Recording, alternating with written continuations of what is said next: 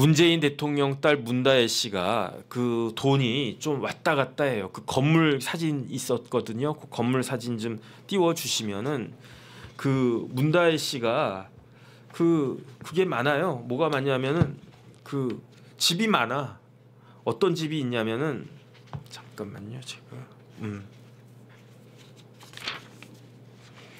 문다혜 씨하고 그 서창호 씨가 부부일 때 최초로 문다혜 부부가 살았던 데는 어디냐? 구기동이에요. 구기동 빌라를 언제 샀느냐? 2010년도에 샀어요. 2010년도에 서창호 문다혜 부부가 결혼을 했거든요. 그런데 그때 서창호 씨가 그 구기동 집을 샀어요. 얼마에 샀느냐?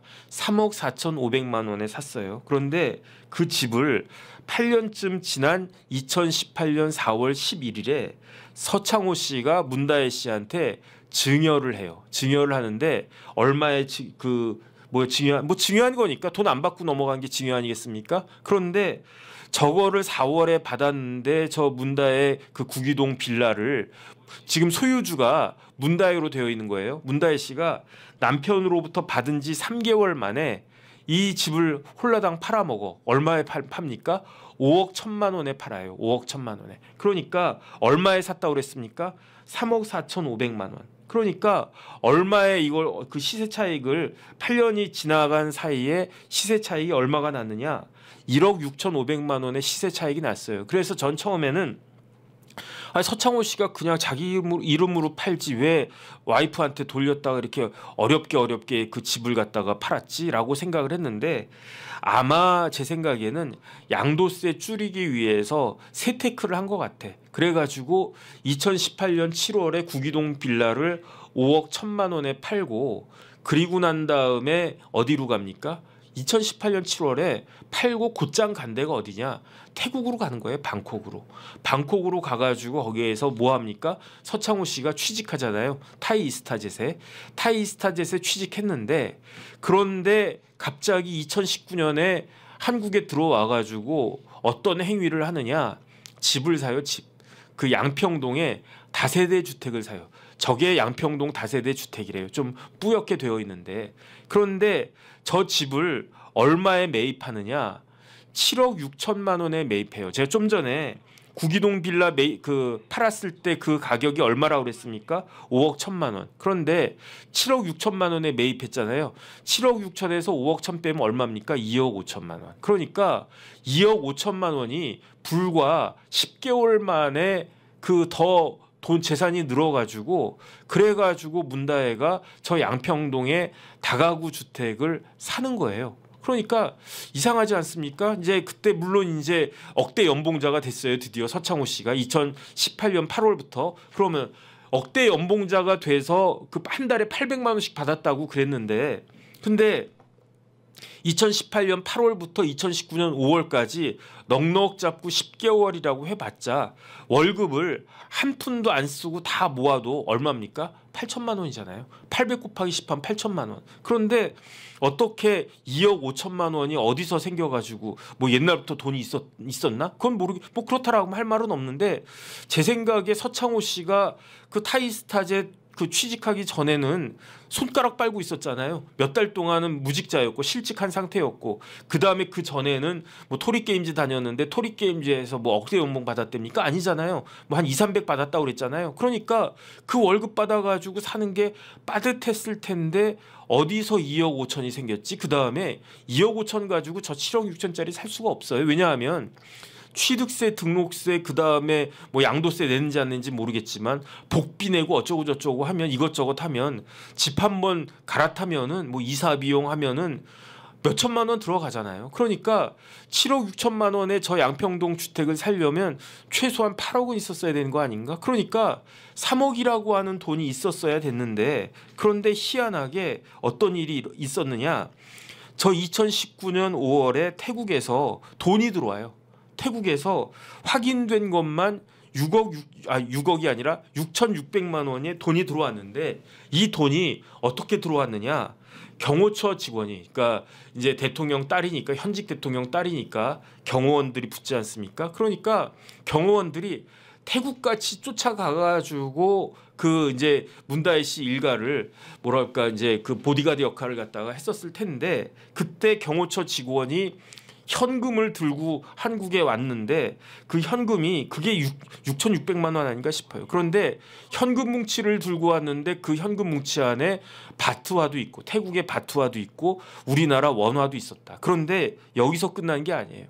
지금 검찰이 자금 흐름을 파악했는데 문다혜 씨가 어떻게 했느냐? 경호처 직원한테 시켜요. 어떻게 시키느냐? 태국 현지 환치기 업자한테 바트화 주세요. 그러니까 그거 똑같아요. 김정숙 여사가 자기 친구한테 5천만 원 그 현금으로 다발 그 바리바리 해가지고 이거 우리 문다혜한테 그거 갖다가 붙여주세요. 왜냐하면 나는 그 나가기가 지금 시위하고 있으니까 못 나가겠고 나는 인터넷 뱅킹도 못하니까 당신이 보자기에 싼 거 이거 현금 5천만 원이니까 이거 문다혜한테 저기 은행 통해 가지고 전해줘라고 한 거랑 똑같은 거야. 경호처 직원한테 바트화를 건네서 그 바트화를 경호처 직원이 태국의 환치기 업자, 태국 현지 환치기 업자인데 태국 사람인지 한국 사람인지는 모르겠어요. 바트화를 준 거예요. 그 바트화를 받아가지고 저 환치기 업자는 어떻게 합니까? 그 다음 페이지 띄워주세요. 환치기 업자가 어떻게 하느냐?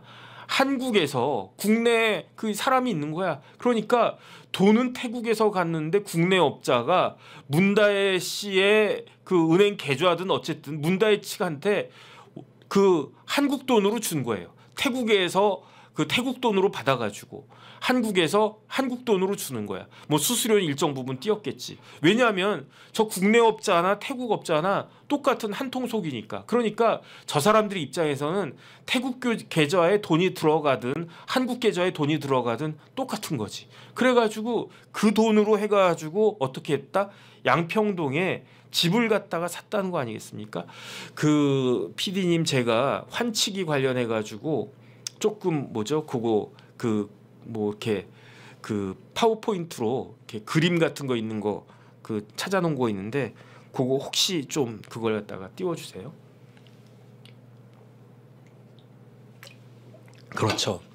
저게 환치기 방식인데 그 A 씨라고 한 사람이 한국 통장에서 한국에 있는 환치기 업체 통장으로 송금을 갖다가 해요. 그러면 미국에 있는 사람이 그 A 씨의 미국 통장한테 또 돈을 보내는 거예요. 그 다음에 환치기 업체 사이에 그 통장은 한국 통장이 됐든 미국 통장이 됐든 이거는 그냥 상관이 없는 거야. 그냥 지들끼리 알아서 하는 거야. 그러니까 환치기 업자가 한국 통장 입금 확인 후에 자신의 미국 통장에서 그 A 씨의 저기 나와 있는 A 씨의 미국 통장으로 송금하는 것이다. 그러니까 환치기를 뭐라고 하냐? 역송금이라고 하는 거예요. 어쨌든 돈이 한국으로 들어오는 모습이 되는 거니까 어떤 방식으로든지 간에 한국으로 돈이 들어오게 되어 있으니까 그러니까 저렇게 딱 되는 건데 이게 무슨 법 위반이냐? 외국환 거래법 위반이에요. 외국환 거래법 좀 잠깐 띄워주세요. 외국환 거래법에 따르면은 어떻게 되어 있냐면 그 외국환 거래법 16조에 그 이렇게 그 외국에서 돈을 들여올 때는 대통령령으로 정하는 방법에 따라 가지고 그 지급 또는 수령의 방법을 기재부 장관한테 미리 신고를 하여야 한다 이렇게 되어 있어요. 미리 신고를 하여야 한다. 그래서 저게 이제 외국환 거래법이거든요. 그런데 뭐 거주자간 거주자 비거주가 이렇게 복잡한데 어쨌든 그 외화 거래를 할 때에는 셋째 줄에 기획재정부 장관에게 미리 신고해야 된다. 그런데 어떤 방법이냐? 상계 등의 방법으로 채권 채무 소멸시켜도 그거 신고해야 되고 그 다음에 3호 보면은 거주자가 해당 거래의 당사자가 아닌 자와 지급 또는 수령을 하거나 해당 거래의 당사자가 아닌 그 거주자가 그 거래의 당사자인 비거주자와 지급 또는 수령을 한 경우 이 3호가 조금 말은 이렇게 복잡하게 되어 있는데 아까 그 보여진 그림 있잖아요. 그 그림이라고 생각하시면 되고 그 다음에 만약에 이거를 위반하면 어떻게 되느냐? 형사처벌 받는다고요. 형사처벌 받는데 그 다음 조문 띄워주세요. 이제 29조에 보면 벌칙인데 조금 전에 나왔던 게 몇 조입니까? 16조거든요. 그런데 보면은 1년 이하 징역 1억 이하 벌금에 처한다. 그런데 사무에 보면 16조에 따른 신고 의무를 위반한 금액이 5억이 넘어가면 그러면은 그 징역형 뭐 1년 이하 징역 그 1억 이하 벌금에 처하고 그 다음에 그 밑에 쭉 보면은 32조를 갖다가 32조 제가 띄워놨나? 만약에 저 5억이 안 되면 그러면은 과태료를 물게 되는데 그런데 저 외국환 거래법을 위반해가지고 형사 처벌받은 사람이 있어요. 그게 누굽니까? 그게 이화영 부지사라고요. 이화영 부지사가 형사 처벌을 갖다가 받았는데 뭐 그때 이제 뭐 뇌물죄도 있었고 뭐도 있었고 막 그랬었지만 그런데 이화영 부지사가 형사 처벌 받은 그 죄명 중에 하나가 그게 뭐냐면 외국환 거래법이었어요. 왜냐하면 800만 달러가 우리나라에서 빠져나가게 됐는데 그거를 정식으로 기획재정부 장관에게 신고하고 내보내야 되는데 그러지 않았다는 이야기죠. 그런데 그 신진우 부장판사죠. 이게 신진우 부장판사가 돈 나간 거를 아주 꼼꼼히 봐가지고 스마트팜 비용 300만 불 나갔잖아요. 그 스마트팜 비용 500만 불 나갔나? 어쨌든 지금 막 헷갈리네. 스마트팜 비용이 500만 불 나갔나? 500만 불 나갔죠. 거기서는 그 164만 불만 외국환 거래법으로 인정을 갖다가 했고 방북 비용이 300만 불이었나? 뭐가 500이었고 뭐가 300이었지?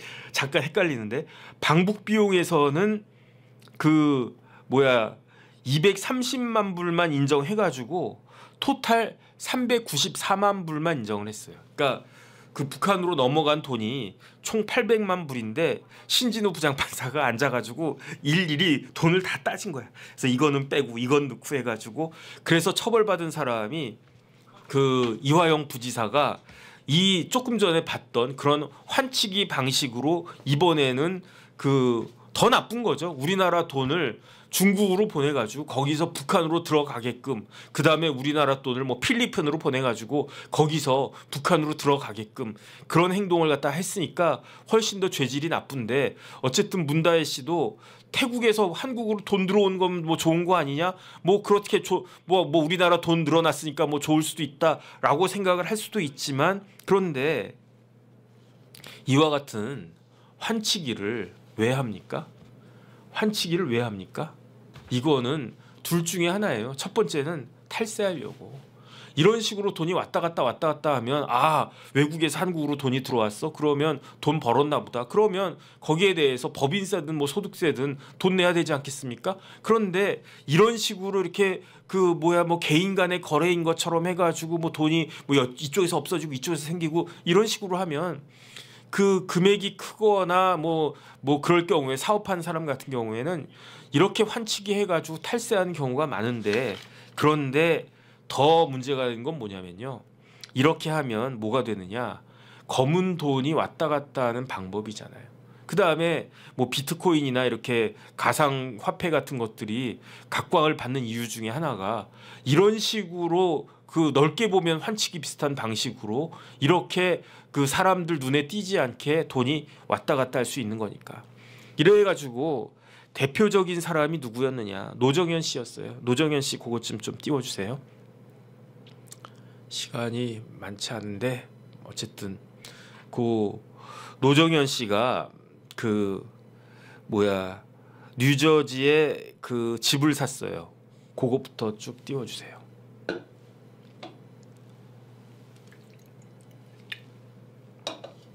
저 집인 것 같아. 근사하게 생겼죠. 언제 샀느냐? 2007년도에 샀어요. 그러니까 지금으로부터 거의 17년 됐나? 어쨌든 20년쯤 전에 20년 가까운 시간이 되기 전에 20년쯤 전에 뉴저지에 있는 아파트를 샀는데 이게 저 앞에 허드슨 강이 쫙 흐른대요. 그러니까 우리나라도 한강이 쫙 보이는 아파트는 같은 아파트 단지라고 해도 그 값이 틀리지 않습니까? 그 다음에 같은 한강이 보여도 어떻게 보이냐에 따라서 가격이 틀리지 않습니까?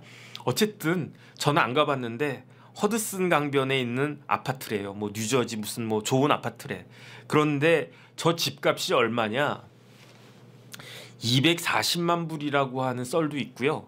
160만 불이라고 한 썰도 있어. 근데 정확히는 잘 모르겠어요. 어떤 기록에서는 240만 불로 나오고 어떤 기록에서는 160만 불로 나와. 그런데 160만 불로 잡아도 20억이란 이야기잖아요. 2007년도에 20억이면 우리나라 그 아파트 값이 그새 뭐 한 2배, 3배 올랐으니까 지금 시세로 하면 우리나라에서 2007년도에 그 20억짜리 집이었으면 지금 한 50억은 하겠지. 240만 불이었으면 거의 한 30억 된다는 거 아니겠습니까? 그러면 뭐 2배 올랐다고 한 70억 정도 하는 그런 아주 비싼 집이에요. 그런데 45만 불은 그 먼저 돈을 냈는데 115만 불을 그 내지 않고 있다가 그러다가 115만 불을 그 돈을 갖다가 냈어요. 그래서 보면은 그 노정현 씨가 뭐라고 이야기했느냐? 저 아파트를 샀는데 45만 불은 그때 뭐 계약할 때나 그때 샀는데 근데 115만 불은 엄마가 내줄 거라고 생각을 했대. 근데 저기에 경 씨가 나오잖아요. 경 씨가 누구냐면은 경연희라고 하는 사람이에요. 경연희가 그 미국 변호사인데 노정현 씨의 친구의 선배래. 그런데 경연희 씨가 누구냐면 그 삼성에서 사장하셨던 분 계세요. 그분 딸이야. 그분 딸인데 근데 어쨌든 그 삼성에서 아버지가 뭐 사장하고 본인 뭐 미국 변호사하고 그러니까 돈이 많았나 보지. 뭐 그래가지고 좋은데 이제 집이 있었는데 그 집을 노무현 전 대통령 딸 노정현 씨한테 이제 판 거죠. 그래가지고 이게 언제 그 문제가 되기 시작했느냐? 2009년도에 문제가 되기 시작한 거예요. 그래가지고 뭐가 문제가 됐느냐? 아니 도대체 저 돈이 115만 불이면 10억, 13억인데 그때 돈으로 13억이었나 봐요. 이게 어디서 난 거냐? 그러니까 가장 먼저는 자금 출처가 문제가 된 거고 두 번째로는 이거 환치기 아니냐? 환치기거든요, 이게. 그래서 문제가 딱 됐었는데 어떤 일이 있었습니까? 수사가 막 진행되고 있다가 5월 23일에 노무현 전 대통령이 돌아가세요. 그때 이제 사망한 게 노무현 전 대통령 사망이 2009년 5월 23일이다. 그래서 올해가 뭐 15주기인가? 15주기죠. 올해 그 5월 23일이 15주기였는데 그런데 그 노 대통령이 이제 돌아가셨기 때문에 그때 이제 수사가 중단이 됐던 거죠. 그러다가 그 2012년에 다시 문제가 돼요. 왜 다시 문제가 되냐면 아까 경연희 씨라고 이야기했잖아요. 경연희 씨한테 심부름을 갖다가 경연희 씨로부터 심부름하던 사람이 있는데 이모 씨라는 사람이 있는데 이 사람이 이거를 다시 그거 한 거야. 다시 이게 그 오픈을 한 거야. 다시 제보를 한 거예요. 그래서 맨 밑에 보면 이명진 논설위원 그다음에 입력 어떻게 돼 있습니까? 2019년 2월 12일, 2월 29일 이렇게 돼 있잖아요. 그 이야기는 뭐냐면 저 아파트를 실제로 산 건 2007년, 그 다음에 문제가 됐던 건 2009년, 그러다가 이제 그 수사가 중단됐다가 2012년에 제보를 받고 다시 이제 이걸 갖다 시작한 거예요. 그 수사가 시작이 됐는데 시간이 없으니까 그 돈 상자 있잖아요. 그냥 그 신문 그 캡처한 화면 다시 한번 캡처한 화면을 그냥 쭉 그 처음부터 쭉 그냥 보여주세요. 이거 말고 처음부터 SBS에서 그렇죠. 13억 상자 그 돈 상자 출처를 수사한다. 그다음 저게 이제 집인가 봐요. 아까 그 집 좀 다른 측면에서 본 거고. 그다음 그런데 저 이모 씨가 뭐라고 이야기했느냐? 2009년 1월에 저 이야기가 나온 건 2012년도인데 2009년 1월에 경연희 씨의 지시로 과천역 인근에서 현금 상자 7개를 받아서 경연희 씨한테 전달했다. 저게 환치기였다는 이야기고요. 저게 이제 뭐 사과 상자 같은 거 같은데 7개를 받았대요. 저 7개에 얼마가 들어 있었느냐? 14. 그 돈을 뭐 다른 사람한테 전해달라. 이게 경연이라고 이름 나오고 그 다음에 그래서 선글라스 낀 남자가 이씨 형제가 그 지금 제보한 사람이에요. 그 은모 씨는 외제차 판매상인데 하나를 또 더 건너가지고 경연희 씨한테 그걸 갖다 딱 보낸 거예요. 그 다음에 그래서 뭐 이렇게 가가지고 뭐 옛날에는 과천에 비닐하우스 쫙 있는 데 있었으니까 뭐 그런 데에서 돈이 왔다 갔다 했다는 이야기예요. 그 다음에 그래가지고 경연희 씨를 소환해서 조사를 했다 검찰이. 그 다음에 예, 뭐 그냥 뭐 그런 지금 한 이야기고 조금만 키워주세요.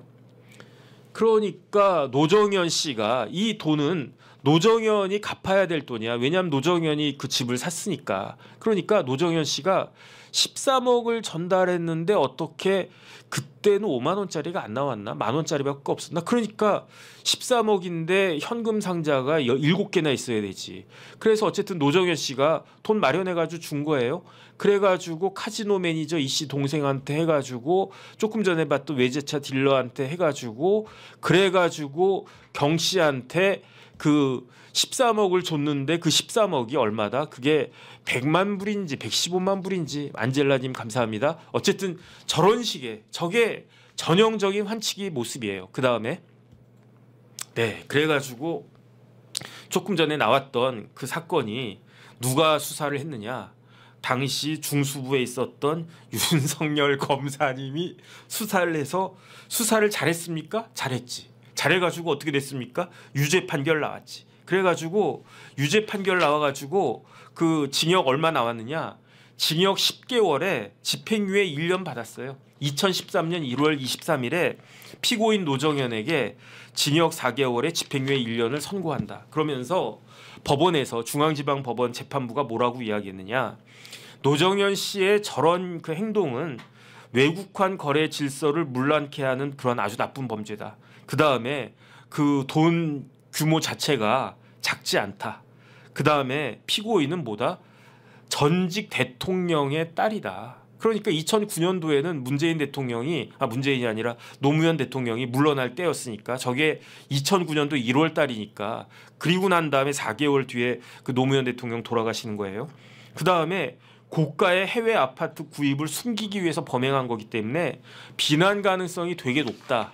하지만 그 노정현 씨는 범행을 시인하고 잘못을 반성하며 노정현 씨는 전과가 없고 그 다음에 옛날에는 외국환 거래법이 우리나라가 굉장히 뭐 후진국이고 막 그랬을 때에는 우리나라에서 외화가 밖으로 나가는 거를 굉장히 경계를 했어요. 뭐 박정희 대통령 때도 그랬고 그렇기 때문에 저런 식으로 신고 안 하고 몰래 돈을 빼돌린다? 그러면 형량이 지금보다 훨씬 셌는데 지금은 뭐 우리나라가 세계 뭐 10대 뭐 경제 대국 같이 이제 됐으니까 외국한 돈이 이제 왔다 갔다 하는 일이 많이 있으니까 그러니까 옛날하고는 좀 달라야 된다 해가지고 저런 환치기에 대한 처벌이 약해졌어요. 그러니까 어떻게 됐습니까? 징역 1년, 벌금 1억 이하. 그 다음에 그 또 하나는 뭐 그 금액이 큰 경우에는 그 금액의 3배 이하 뭐 이런 식으로 외국환 거래법이 개정돼서 어쨌든 외국환 거래법 규정이 처벌을 약화시키는 쪽으로 개정됐으니까 이런 것들을 고려해가지고 징역 4개월에 집행유예 1년을 선고한다. 언제? 2013년 1월 23일에. 그리고 난 다음에 조금 전에 그 우리 PD님 띄워주셨지만 그 노정현 씨가 항소를 했었어요. 항소를 했었는데 항소를 취하했지. 항소 취하했지. 그래가지고 그 곽상원 변호사가 항소 취하를 했어요. 어차피 뭐 하나마나 이건 뭐 그냥 뭐 게임 끝이다 해가지고 그 다음 뭐 징역 4개월에 집행유예 1년이면 뭐 깜빵 가는 것도 아니고 그러니까 그냥 접자 해가지고 했는데 그런데 사실은 여기서 더 큰 문제가 되는 건 뭐냐면은 도대체 노정현 씨가 그 13억이라고 한 돈을 100만 불이 넘는 돈을 어디서 났냐는 거죠. 어디서. 그거 뭐 곽상원 변호사가 변호사 말 잘해가지고 번 돈이냐? 아니거든요. 근데 뭐가 밝혀지고 있었냐면은 이른바 박연차 게이트예요. 노무현 대통령의 최고 이렇게 지지자 그 후원자였던 박연차 사장이 뭐라고 그 검찰에서 밝히기를 수사한 게 어떻게 됐었느냐? 2006년 9월부터 2008년까지 2008년 2월까지 4차례에 걸쳐서 640만 불 줬다. 그런데 그 중에 40만 불이 홍콩 계좌를 거쳐서 노정현 아파트 구입 자금으로 사용됐다. 그래서 저게 160만 불인지 뭐 240만 불인지는 모르겠는데 어쨌든 처음에 초기 그 대금으로 계약금인지 뭐 해가지고 노정현 씨가 경연희 씨한테 준 돈이 45만 불인가 그랬는데 그 중에 40만 불은 박연차 회장이 홍콩 계좌를 거쳐가지고 이렇게 돈 세탁해 준 거죠, 뭐 이것도. 그래가지고 그게 그 아파트 구입 자금이었고, 그 다음에 이제 뭐 박연차 회장이 권양숙 여사에게 뭐 100만 불 줬는지 안 줬는지는 뭐 수사가 됐는지 안 됐는지 그건 모르겠는데 어쨌든 그런 이야기가 쭉 있다가 수사가 5월 23일에 이제 중단이 됐던 거죠. 그래서 어쨌든 이런 일이 있었고, 그 다음에 여기에 대해서 한 가지만 더 말씀드리고 끝내겠습니다. 곽상원 변호사가 뭐라고 이야기했느냐. 2022년 한 10년 가까운 시간이 지났어요. 이게 징역 4개월에 집행유예 1년 판결 선고가 난 게 2023년 1월 23일이고 곽상원 변호사가 항소 취하한 게 2013년인데 그 다음에 그 1심 판결에 뭐라고 그랬습니까? 노정현 씨가 범행을 시인한다. 잘못을 반성하고 있다. 그래서 형 깎아준다 그랬잖아요. 그런데 기사 그것만 하나 띄워주세요. 곽상원 씨가 정치 보복이래. 곽상원 변호사 저도 잘 아는데 아니 그 9년 전에 2022년이면 2013년하고 9년 차이 나잖아요. 저 때가 윤석열 대통령 후보 시절이거든요.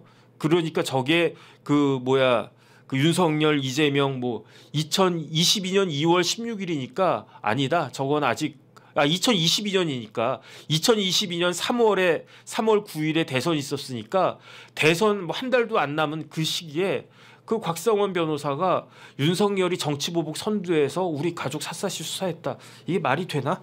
저는 좀 이상하다는 생각이 들어요. 왜냐하면 노정현이 범행 시인했다고 그랬거든. 잘못 반성했다고 그랬거든. 그러면 잘못한 거 아닌가? 그게 뭐 정치 보복인가?